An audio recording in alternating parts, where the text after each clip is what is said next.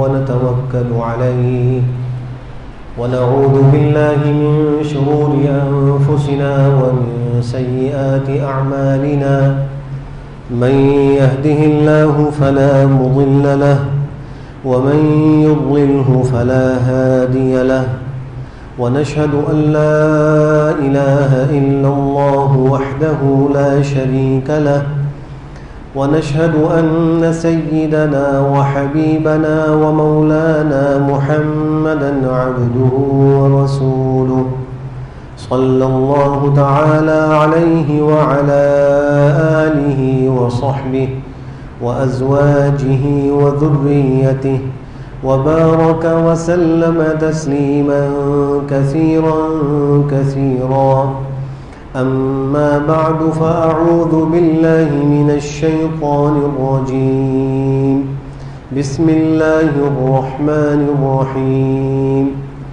وجاءت سكرة الموت بالحق ذلك ما كنت منه تحيد ونفخ في الصور ذلك يوم الوعيد وجاءت كل نفس معها سائق وشهيد لقد كنت في غفلة من هذا فكشفنا عنك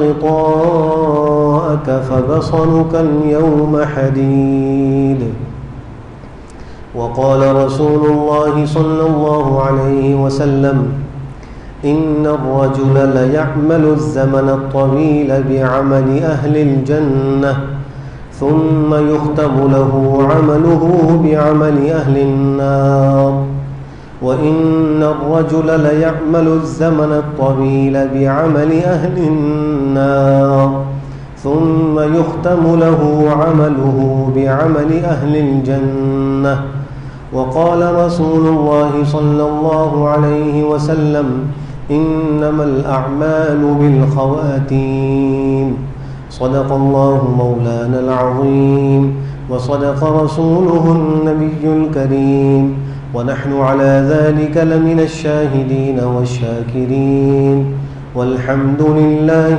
رب العالمين۔ اللہ سبحانہ و تعالیٰ سے حیا کا حکم حدیث شریف میں دیا گیا ہے، اور اس حیا کو اختیار کرنے کے لیے حدیث شریف میں جو تیسری چیز ذکر کی گئی تھی وہ یہ تھی کہ انسان موت کو یاد کرے، اور موت کے بعد ہڈیوں کے بوسیدہ ہونے اور ریزہ ریزہ ہونے کو یاد کرے، آخرت کو یاد کرے، اور مرنے سے پہلے آخرت کی تیاری کرے۔ یہ بھی اللہ سبحانہ و تعالیٰ سے حیا کا حق ہے۔ اگر کوئی شخص اپنی موت کو یاد نہیں کرتا اور موت کے بعد کی زندگی کو یاد نہیں کرتا تو وہ شخص اللہ سے حیا نہیں کرتا۔ گزشتہ جمعے میں میں نے عرض کیا تھا کہ موت کو یاد کرنے کے 3 فائدے ہیں، اور موت کو یاد نہ کرنے کے 3 نقصانات ہیں، اور موت کو یاد کرنے کے 3 بڑے ذرائع اور اسباب ذکر کیے گئے تھے کہ جن سے انسان کو اپنی موت یاد آتی ہے۔ موت کی حقیقت کو بھی سمجھنا چاہیے۔ عام طور پر مشہور یہ ہے کہ موت فنا کا نام ہے، ختم ہو جانے کا نام۔ سب لوگ یہ سمجھتے ہیں کہ موت کا مطلب یہ ہے کہ انسان ختم ہو گیا اور اس کو فنا ہو گئی ہے، حالانکہ موت فنا کا نام نہیں، بلکہ موت ایک تغیر کا نام، ایک انتقال کا نام، اور ایک چیز سے دوسری چیز کی طرف منتقل ہونے کو موت کہا جاتا ہے۔ انسان کی جو حقیقت ہے وہ اس کا یہ جسم اور اس کے اعضاء نہیں ہے، بلکہ اس کی حقیقت روح ہے، جس کو ہم جان کہتے ہیں، وہ انسان کی حقیقت ہے۔ یہی وجہ ہے کہ جب وہ روح انسان کے اس جسد عنصری سے نکل جاتی ہے تو کوئی آدمی بھی اس کو یہ نہیں کہتا کہ یہ عبداللہ صاحب ہیں، بلکہ کہیں گے کہ یہ عبداللہ صاحب کی لاش ہے یا ان کی میت ہے۔ روح کے نکلنے کے بعد اس کا نام بھی ختم ہو جاتا ہے، اب اس کو لاش کہتے ہیں۔ لاش عربی زبان میں لاشئی کا مخفف ہے، لاشئی کا معنی کچھ نہیں، اب اس کے اندر کوئی چیز رہی نہیں۔ جب روح نکل گئی تو انسان کی حقیقت اس کے اندر سے نکل گئی، اب وہ ایک لاش ہے۔ پھر جب یہ جو روح نکلتی ہے، اس روح کے دو اثرات ہیں۔ روح کے نکلنے کے بعد جسم پر دو اثرات ظاہر ہوتے ہیں۔ ایک اثر تو یہ ہے کہ انسان کے دنیاوی تعلقات ختم ہو جاتے ہیں۔ اگر باپ کا انتقال ہوا تو بیٹے سے تعلق ختم ہو گیا، شوہر کا انتقال ہوا تو بیوی بچوں سے تعلق ختم ہو گیا، ایسی اولاد کا انتقال ہو تو ماں باپ سے رشتہ داروں کا تعلق ختم ہو جاتا ہے۔ دوسرا اثر اس کا یہ ہوتا ہے کہ جو آخرت کے احوال انسان کے سامنے سے غائب ہوتے ہیں، روح کے نکلتے ہی وہ کھل جاتے ہیں۔ اس کو یوں سمجھا جائے کہ جیسے کوئی شخص سو رہا ہو تو دنیا میں جو کچھ ہو رہا ہے سونے والے کو پتہ نہیں ہوتا، وہ ایک اور ہی دنیا میں ہوتا ہے، اور اس کی روح جو ہے وہ عالم مثال میں گھوم پھر رہی ہوتی ہے، اس کو مختلف چیزیں دماغ کے پردے پر نظر آ رہی ہوتی ہیں، لیکن دنیا میں کیا ہو رہا ہے، اس کا بیٹا کیا کر رہا ہے، باہر رات ہے یا دن ہے، سونے والے کو کچھ پتہ نہیں چلتا۔ جب اس کی آنکھیں کھلتی ہیں تو اس کو پتہ لگتا ہے، پھر احوال منکشف ہو جاتے ہیں۔ بالکل اسی طرح انسان ابھی سو رہا ہے، اس کے سامنے آخرت کے احوال نہیں ہیں، جیسے ہی اس کی روح نکلے گی تو وہ بیدار ہو جائے گا۔ عربی زبان کا ایک مشہور جملہ ہے، الناس نیام اذا ماتوا انتبہوا، لوگ سو رہے ہیں، جب مریں گے تو بیدار ہوں گے۔ لوگ ابھی سو رہے ہیں، ان کو آخرت کا پتہ نہیں، ان کو قبر کے احوال کا پتہ نہیں، جب وہ بیدار ہوں گے، جب وہ مریں گے تو بیدار ہوں گے۔ لیکن اس بیداری سے فائدہ کیا؟ اگر اس وقت وہ احوال منکشف ہو جائیں اور انسان کو اپنی گزشتہ زندگی پر افسوس حاصل ہو جائے، گناہوں پر اس کو حسرت حاصل ہو جائے، افسوس ہو، توبہ استغفار وہ کر رہا ہو، تو اس کو فائدہ کیا؟ وہ تو اس عالم سے نکل کر دوسرے عالم میں چلا گیا۔ جس عالم کے اندر اس کو توبہ کارآمد تھی وہ اس عالم سے نکل گیا۔ جس عالم میں اس کا استغفار اللہ کے ہاں تسبیح کرنے والوں کی تسبیح سے اعلیٰ اور افضل تھا، وہ اس عالم سے نکل چکا، وہ گزر چکا۔ اب اگر وہاں جا کر وہ افسوس کا اظہار کر رہا ہے تو کوئی فائدہ نہیں۔ اس لیے قرآن و حدیث میں موت کے اور موت کے بعد کے احوال اور آخرت کے احوال کو بڑی تفصیل سے بیان کیا گیا ہے، تاکہ انسان اس دنیا میں اس زندگی کو غنیمت جان کر ان احوال سے باخبر ہو کر تیاری کر لے۔ کل کو یہ نہ کہے مجھے پتہ ہی نہیں تھا کہ یہ ہونا تھا۔ ایک ایک بات کھول کے رکھ دیا۔ یہ جو میں ذکر کر رہا ہوں کہ موت کی حقیقت کیا ہے، یہ بھی قرآن و حدیث سے ہی مستنبط ہے کہ موت فنا کا نام نہیں، وہ تو ایک انتقال کا نام۔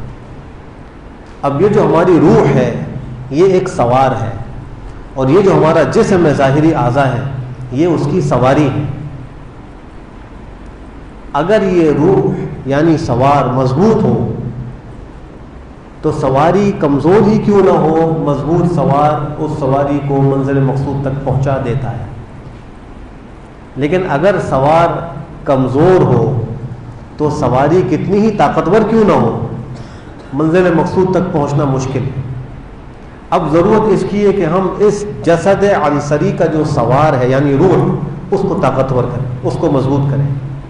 وہ مضبوط ہوتی ہے اللہ کی یاد سے، وہ مضبوط ہوتی ہے اللہ کی اطاعت سے، روح مضبوط ہوتی ہے گناہوں سے بچنے پر جو مجاہدہ ہوتا ہے اس کو برداشت کرنے سے مضبوط ہوتی ہے۔ نفس میں خواہش پیدا ہوتی ہے حرام کی، گناہ کی خواہش پیدا ہوتی ہے، اور پھر اگر کوئی شخص اس خواہش پر عمل نہ کرے، اس کو دبائے، تو اس کو ایک مجاہدہ ہوتا ہے، اور اس کا نفس بہت جو ہے وہ تل ملاتا ہے، لیکن وہ اس کی تل ملاہٹ کو برداشت کرتا ہے۔ وہ کہتا ہے کہ نہیں، میں نے اپنے پروردگار کا حکم نہیں توڑنا، میں نے اپنے نبی کے حکم کو نہیں ٹالنا، چاہے میری جان جائے گی دے دوں گا لیکن نافرمانی نہیں کروں گا۔ تو یہ جو وہ مجاہدہ برداشت کر رہا ہے، اس سے ہمارے اس ظاہری جسم کا سوار مضبوط ہوگا۔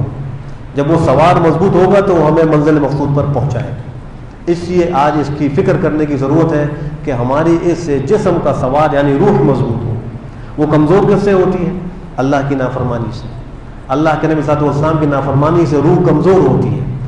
ہم کیا کر رہے ہیں؟ ہم اس دنیا کی زندگی میں اپنے ظاہری جسم کو تو مضبوط کرنے کا بڑا اہتمام کر رہے ہیں، خوراک کا خیال کرتے ہیں، صحت کا خیال کرتے ہیں، ورزش بھی کرتے ہیں، اچھی بات ہے، کرنا چاہیے، لیکن جتنا خیال ہم اس سواری کا کر رہے ہیں اس سے بڑھ کر خیال سوار کا بھی تو ہونا چاہیے، اس طرف توجہ کم ہے۔ اگر وہ خدا نہ خواستہ وہ سوار کمزور ہو گیا اور یہ سواری ہماری مضبوط ہے تو بھی ہم منزل پہ نہیں پہنچ سکیں، مشکل ہو جائے گی، اس لیے کہ وہ راستے میں کہیں نہ کہیں اس سواری کو ضائع کر دے گا سوار۔ لیکن اگر وہ سوار مضبوط ہوا اور ظاہراً کچھ بیماری بھی رہی اور کچھ کمزوری بھی رہی، کچھ تکلیف بھی رہی، تو بھی انشاءاللہ اگر اس کی روح مضبوط ہے تو اس کو منزل مقصود تک ضرور پہنچا دے گی۔ تو یہ تو ہو گئی موت کی حقیقت۔ اب جب انسان پر موت آتی ہے تو اس کی ایک شدت ہے، موت کی ایک تکلیف ہے۔ خود جناب نبی کریم صلی اللہ علیہ وسلم پر جب یہ وقت آیا کہ آپ کی روح اس دنیا سے پرواز کر رہی تھی، تو اس حالت میں روایات میں آتا ہے کہ آپ کے سامنے ایک برتن تھا پانی کا، آپ اس برتن کے اندر اپنے ہاتھ مبارک کو گیلا کرتے تھے، اس کے چھینٹے اپنے چہرے انور پر ڈالتے تھے اور ہاتھ گیلا کر کے اپنی پیشانی پر پھیرتے تھے اور یہ فرماتے تھے لا الہ الا اللہ ان للموت سکرات، لا الہ الا اللہ ان للموت سکرات، بخاری شریف کی روایت۔ آپ یہ کلمہ پڑھتے تھے بے شک موت کی سختی ہے، بے شک موت کی سختی ہے۔ حضرت صدیقہ عائشہ رضی اللہ تعالیٰ عنہ فرماتی ہیں جب میں نے یہ کیفیت دیکھی سرور دو عالم صلی اللہ علیہ وسلم کی، تو اس کے بعد سے کسی کی موت کی سختی کو دیکھ کر مجھے تعجب نہیں ہوا۔ جب پیغمبر پر بھی یہ حال آیا تو میں سمجھ گئی کہ یہ ایک طبعی چیز ہے، یہ کسی گناہ کی وجہ سے نہیں ہے، موت کی ایک سختی ہے، یہ ہر شخص کو اس سے واسطہ پڑے گا، اس کو یہ سختی برداشت کرنی ہے، اور یہ سختی کسی کے گناہگار ہونے کی علامت نہیں،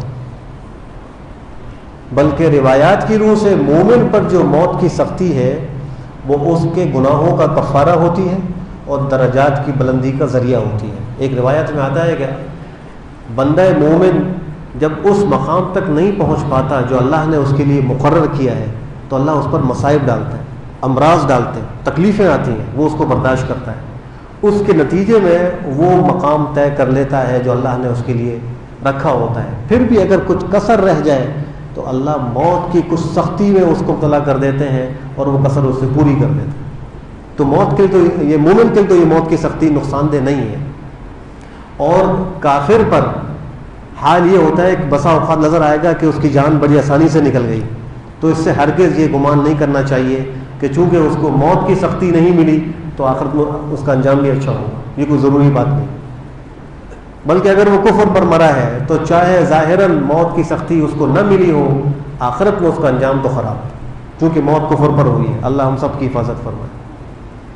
اور اگر موت کی شدت ہوئی اور ایمان پر خاتمہ ہو گیا تو کوئی فکر کی بات نہیں، اس کا بیڑا پار ہے، وہ کامیاب ہو گیا، چونکہ اس کو حسن خاتمہ کی دولت مل گئی۔ یہ الگ بات ہے کہ ہم کمزور ہیں، ہمیں موت کی سختی پر جرأت مند نہیں ہونا چاہیے۔ حدیث شریف کی روح سے آپ نے دعا سکھلائی ہے کہ اے اللہ میری مدد فرما موت کی سختی پر، اللہم اعنی علی سکرات الموت، اے اللہ موت کی سختی پر میری مدد فرما، یعنی اللہ ہمیں موت کی سختی سے بچا، یہ دعا کرنی چاہیے۔ یہ الگ بات ہے کہ اس کی ایک سختی ہے لیکن ہم اس کو برداشت نہیں کر سکتے، اللہ سے پناہ مانگنی چاہیے، اے اللہ ہمیں موت کی سختی سے بچا دے، اے اللہ ہمیں حسن خاتمہ نصیب فرما دے، یہ دعائیں کرنی چاہیے۔ حضرت موسیٰ علیہ السلام کا جب انتقال ہوا، ان کی روح اللہ کی بارگاہ میں پہنچی تو اللہ نے سوال کیا کہ تم نے موت کو کیسا پایا؟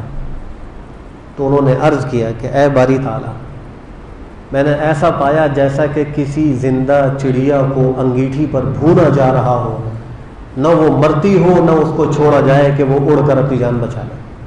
اور بعض روایت میں یہ ہے کہ انہوں نے عرض کیا کہ اللہ تعالیٰ میں نے موت کی سختی کو ایسا پایا جیسے کسی زندہ بکری کی کھال کو اتارا جا رہا ہو، زندہ بکری کی کھال کو اتارا جائے، اس کو جو سختی محسوس ہوتی ہے۔ ایک صحابی فرماتے ہیں کہ موت کا جو یہ وقت ہے دنیا اور آخرت کا سب سے ہولناک منظر یہی ہے جو ہر شخص پر آنا ہے، اور اس کی تکلیف آروں سے چیرے جانے سے زیادہ ہے، جسم کے قینچوں سے کاٹنے سے بھی زیادہ ہے، اور گوشت کو دیگچی کے اندر پکانے سے بھی زیادہ اس کی سختی ہے۔ ایک حدیث میں آپ نے فرمایا کہ انسان کہ قریب موت کے وقت سب سے زیادہ قریب شیطان ہوتا ہے. شیطان انسان کے بہت قریب آ جاتا ہے. اس لیے آپ نے فرمایا ہے کہ احذروا موتاکم، تم اپنے مردوں کے پاس، مرنے والے جن کی ابھی موت آ رہی ہے، موت کے قریب، ان کے قریب رہا کرو. وَلَقِّنُوهُمْ، اور ان کو تلقین کیا کرو لا الہ الا اللہ کی. وَبَشِّرُوهُمْ بِالْجَنَّةِ، ان کو جنت کی بشارت دیا کرو. اس لیے کہ کوئی عقل مند مرد اور عورت ایسا نہیں ہے کہ اس مشکل اور ہولناک وقت میں وہ حواس باختہ نہ ہو. عقل مند شخص چاہے مرد ہو یا عورت ہو، اس ہولناک منظر کے وقت حواس باختہ ہو جاتا ہے. اور اس وقت میں شیطان سب سے زیادہ بندے کے قریب ہوتا ہے اور وہ کوشش کرتا ہے کہ اس کا خاتمہ خراب ہو. حدیث جو میں نے ابھی خطبے میں تلاوت کی، آپ ذات السلام ارشاد فرما رہے ہیں، مسلم شریف کی روایت ہے، ان الرجل لیعمل الزمن الطویل بعمل اہل الجنہ، ایک آدمی ایک لمبا زمانہ، لمبا عرصہ اہل جنت والے عمل کر رہا ہوتا ہے. ثم یختم له عمله بعمل اہل النار، پھر اس کے اعمال کا خاتمہ جہنمیوں کے اعمال پر ہو جاتا ہے. اللہ ہم سب کی حفاظت فرمائے. زندگی بھر لمبا عرصہ بڑی نیک زندگی گزارتا ہے، بڑی اچھی عبادت کرتا ہے، لیکن ثم یختم له عمله بعمل اہل النار، اس کے اعمال کا خاتمہ جہنمیوں کے عمل پر ہو جاتا ہے.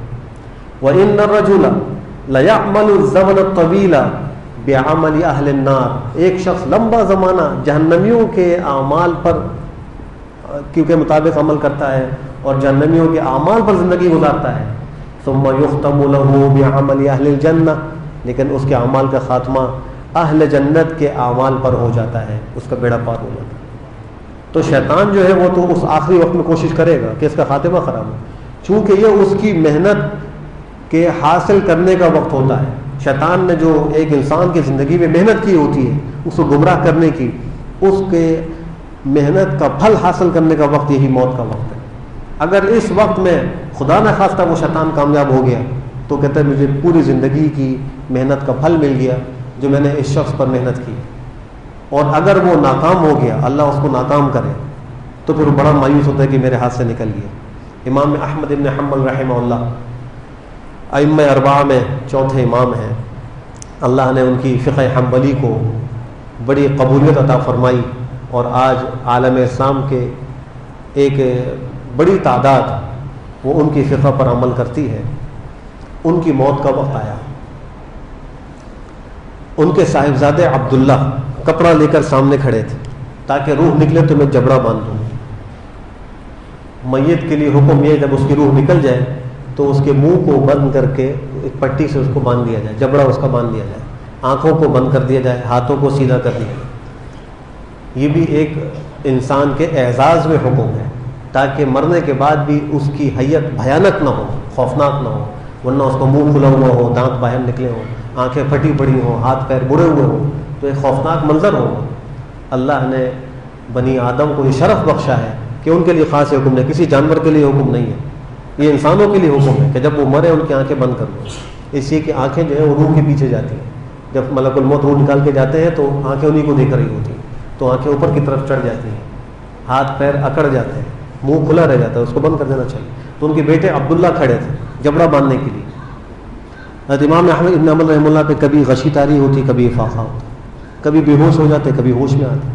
جب ہوش میں آتے تو کہتے ہیں لا بعد لا بعد، ابھی نہیں ابھی نہیں. جب وہ بے ہوش ہو گئے پھر ہوش میں آئے تو بیٹے نے کہا کہ ابا جان یہ آپ کیا کہتے ہیں لا بعد لا بعد، ابھی نہیں ابھی نہیں. فرمایا کہ میرے سامنے شیطان کھڑا ہے اور وہ مجھے کہہ رہا ہے کہ احمد تم میرے ہاتھ سے بچ گئے، تو میں کہتا ہوں اس کو نہیں ابھی نہیں ابھی نہیں، ابھی تو چاند باقی ہے. جب تک میرا خاتمہ ایمان پر نہ ہو اس وقت تک میں تمہارے شر سے نہیں بچا. مرتے وقت شیطان سب سے زیادہ قریب ہوتا ہے، گمراہ کرنے کے لیے آتا ہے، یہاں تک کہ ان کا انتقال جو ہے وہ ایمان پر ہو گیا. صاحب تفسیر قرطبی، قرطبی ایک بڑی مشہور عربی تفسیر ہے اور بہت ہی زبردست شاندار تفسیر ہے اور مفسرین کے یہاں اس کا بڑا اونچا مقام ہے. ان کی جب موت کا وقت آیا تو ان کو ان کے قریب والوں نے کلمے کی تلقین کی کہ کلمہ پڑھ لے، لا الہ الا اللہ پڑھ لے. تو وہ کہتے ہیں لا اللہ، کلمے کی تلقین کرتے وہ کہتے ہیں لا اللہ. ان کے لواحقین پریشان ہو گئے کہ ہم تلقین کلمے کی کر رہے ہیں اور یہ کلمہ شہادت کا انکار کر رہے ہیں. جب وہ ہوش میں آئے تو انہوں نے کہا کہ میں تمہارے کلمے کو لالا نہیں کہہ رہا. میرے سامنے دو شیطان آ گئے ہیں. ایک کہتا ہے تم یہودی مذہب پر مرنا, دوسرا کہتا ہے تم عیسائی مذہب پر مرنا. میں ان دونوں کو کہہ رہا ہوں لا لا, نہ میں یہودی پہ مرنا چاہتا ہوں نہ عیسائی مذہب پہ, میں تو اسلام پر مرنا چاہتا ہوں. تو موت کے وقت وہ آتے ہیں. پھر موت کے وقت مرنے والے کو احساس کیا ہوتا ہے؟ حضرت عبداللہ ابن عمر ابن العاص فاتح مصر ہیں, مشہور صحابی ہیں, انتہائی عقل مند, ذکی اور فہیم تھے. زمانہ جاہلیت میں بھی عربوں کے سفیر تھے جو بادشاہوں سے ملاقات اور بات چیت کے لیے جاتے تھے. سفیر تو انتہائی ہوشیار آدمی, سمجھدار آدمی ہوتا ہے. بے وقوف آدمی کو سفیر نہیں بنایا جاتا, اس لیے کہ وہ حکومت کا نمائندہ ہوتا ہے, اس کو حکومت کی نمائندگی کرنی ہوتی ہے. تو زمانہ جاہلیت میں بھی یہ سمجھدار اور عقل مند تھے. اسلام لانے کے بعد بھی اللہ نے ان کو بہت اونچا مقام عطا فرمایا, مصر کے فاتح بنے. تو وہ مرنے والوں کے پاس جاتے تھے اور جا کر پوچھتے تم کیا محسوس کرتے ہو؟ تو وہ کہتے ہیں ہم جو تکلیف محسوس کر رہے ہیں ہم وہ زبان سے بتا نہیں سکتے, ہمارے پاس الفاظ نہیں ہیں. تو کہتے ہیں ایسی بھی کیا تکلیف ہے کہ انسان بتا نہیں سکتا. بالآخر ان کی بھی موت کا وقت آ گیا. اب ان کے بیٹے آئے اور کہا کہ ابا جان آپ لوگوں سے پوچھتے تھے, آپ بتلائیے آپ کیا محسوس کرتے ہیں. اللہ نے بعد والوں کے لیے ان واقعات کو عبرت بنا دیا. یہ اللہ ہی ذہنوں میں بات ڈالتا ہے کہ انسان وہ سوال کرے. حالانکہ کسی کی والد کا انتقال ہو رہا ہو تو بچے کو یہ سمجھ ہوگی کہ ابا سے پوچھے کہ ابا آپ کیا محسوس کر رہے ہیں. وہ تو بھاگ دوڑ کر رہا ہوگا, دوائی لا رہا ہوگا, ڈاکٹر کو بلا رہا ہوگا, کسی طرح میرے ابا کی جان بچے. لیکن اللہ نے بعد والوں کے لیے ایک عبرت چیز کو بنانا ہوتا ہے, ایک سبق دینا ہوتا ہے. تو اللہ سوال کرنے والے کے ذہن میں بھی سوال ڈالتے ہیں, جواب دینے والے کے ذہن میں جواب ڈالتے ہیں. تو بیٹا سوال کر رہا ہے کہ ابا جان آپ کیا محسوس کرتے ہیں؟ تو انہوں نے کہا کہ واقعی یہ بات تو ٹھیک ہے کہ مرنے والا موت کی کیفیت کو الفاظ سے بیان نہیں کر سکتا, لیکن میں تم کو کچھ اشارات بتلاتا ہوں, تم ان سے اندازہ لگاؤ کہ میں کیا محسوس کر رہا ہوں. تو انہوں نے فرمایا کہ مجھے ایسا لگ رہا ہے جیسے میری گردن پر رضوان نامی پہاڑ رکھ دیا گیا ہے اور میرے جسم کے ایک ایک ریشے میں کانٹے دار جھاڑی کو داخل کر کے کھینچا جا رہا ہے اور میری جان کو سوئی کے ناکے سے گزارا جا رہا ہے. مجھے ایسا محسوس ہوا. حضرت کعب احبار سے حضرت عمر بن الخطاب نے پوچھا کہ ذرا ہمیں موت کے بارے میں بتلائیے کہ اس کی سختی کیسی ہوتی ہے. فرمایا کہ امیر المومنین, کسی کانٹے دار شاخ کو کسی انسان کے پیٹ میں ڈالا جائے اور اس شاخ کا ایک ایک کانٹا اس آدمی کی جسم کی ایک ایک رگ میں پھنس جائے, ایک ایک جوڑ میں پھنس جائے, پھر کوئی طاقتور آدمی اس کو سختی کے ساتھ کھینچے تو جو تکلیف اس کو محسوس ہوگی اس سے کہیں زیادہ موت کی سختی ہے. ہم اس موت کو بلا بیٹھے جس موت کا یہ حال ہے. خود آپ عزت والسلام ارشاد فرماتے ہیں کہ موت کی تکلیف تلوار کے 1000 وار سے زیادہ سخت ہے. کسی پر 1000 وار تلوار کے کیے جائیں اس سے زیادہ سخت موت کی سختی ہے. آج ہم اس موت سے غافل بیٹھے ہیں, ہم اس کا تذکرہ کرنا برا سمجھتے ہیں. گھروں میں ذکر نہ کرو, حتیٰ کہ اگر قبرستان سے میت کو مٹی دے کر آئیں تو گھر والے کہتے ہیں جوتے باہر اتارو, ہاتھ باہر دھو کر آؤ. قبرستان کی مٹی بھی گھر میں نہ آئے, اس سے نحوست آ جائے گی, موت آ جائے گی. اس طریقے سے ہم موت سے نہیں بچ سکتے, بلکہ قبرستان جا کر جو سبق حاصل کرنا چاہیے ہمیں اس کو حاصل کرنے کی فکر کرنی چاہیے کہ وہ سبق ہمیں حاصل ہو رہا ہے یا نہیں ہو رہا. کبھی کبھی انسان کو سوچنا بھی چاہیے کہ میں نے اس وقت سے گزرنا ہے, اور پھر اس بات کی فکر, ہر وقت اس چیز سے ڈرتے رہنا کہ میرا انجام بخیر ہو جائے, مجھے حسن خاتمہ کی دولت مل جائے. یہ بھی ایک مسلمان کی ذمہ داری ہے. وہ یہ سمجھے کہ نہیں اللہ غفور رحیم ہے, معاف کر دیں گے. علماء فرماتے ہیں کہ انسان پر جوانی کے عالم میں زندگی میں خوف کا غلبہ ہونا چاہیے, اللہ کا خوف غالب ہونا چاہیے. اور جب بڑھاپے میں پہنچ جائے, موت کے قریب ہو, تو اللہ کی رحمت غالب ہونی چاہیے تاکہ مایوسی نہ ہو, مایوس نہ ہو. لیکن اگر جوانی میں اللہ کی رحمت کا مراقبہ زیادہ کرنے لگے اور اس کو زیادہ اللہ کی رحمت پر امید ہو جائے تو وہ گناہوں پر جری ہو جائے گا, زیادہ گناہ کرے گا. اور جب بڑھاپے میں پہنچے گا تو اب گناہ کی طاقت تو تقریباً ختم ہو چکی ہوتی ہے, تو اس وقت وہ اللہ اللہ کر رہا ہوتا ہے, تو اس رحمت سے اس کی امید بڑھے گی, حوصلہ بڑھے گا, مایوسی سے بچے گا. اللہ یہ چاہتے ہیں. اس لیے کہ حدیث قدسی میں اللہ فرماتے ہیں انا عند ظن عبدی بی, میں اپنے بندے کے ساتھ اس کے گمان کے مطابق معاملہ کرتا ہوں. اگر مجھ سے اچھا گمان کرے تو اچھا معاملہ کرتا ہوں، برا گمان کرے تو برا معاملہ کرتا ہوں.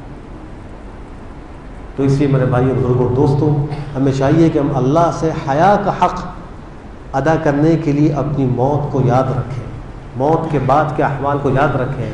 اگلے جمعے میں انشاءاللہ عرض کروں گا کہ کن اعمال سے انسان کا خاتمہ خراب ہوتا ہے، اور اس پر کچھ امت کے مسند واقعات بھی عرض کروں گا. اللہ سبحانہ وتعالی ہم سب کو اس دنیا میں زندگی کے اندر آخرت کی تیاری کی توفیق نصیب فرمائے، اور اللہ ہم سب کو اپنی موت اور آخرت یاد رکھنے کی توفیق نصیب فرمائے. وآخر دعوانا الحمد للہ رب العالمین.